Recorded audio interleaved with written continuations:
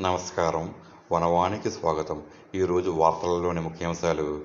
కాకినాడ జిల్లా పెదపుడి మండలం గొల్లలమామిడాడ శివారు లక్ష్మీనరసాపురం పాటిమీద వెలసిన శ్రీగోగులమ్మ అమ్మవారికి ఉగాదిని పురస్కరించుకుని ప్రతి సంవత్సరం అత్యంత వైభవంగా జాతర మహోత్సవాలు నిర్వహించడం జరుగుతుందని గోగులమ్మ కమిటీ నేతలు తెలిపారు.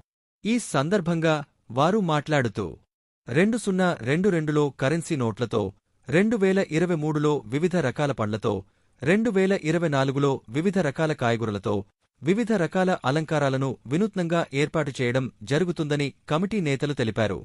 ఈ సంవత్సరం కోటి గాజులతో అలంకరణ రూపొందించడం జరుగుతుందని తెలిపారు. ఈ అలంకరణలు భక్తులను మంత్రముగ్ధులను చేస్తున్నాయి. ఈ అలంకరణను చూడడానికి భక్తులు సుదూర ప్రాంతాల నుండి ఇక్కడికి రావడం జరుగుతుందని కమిటీవారు తెలిపారు. ఈ సంవత్సరం అలంకరణ చేసిన మట్టి గాజులకు సౌభాగ్య పూజలు నిర్వహించి మహిళలకు ఈ గాజులను పంపిణీ చేస్తున్నట్లు కమిటీ నేతలు తెలిపారు.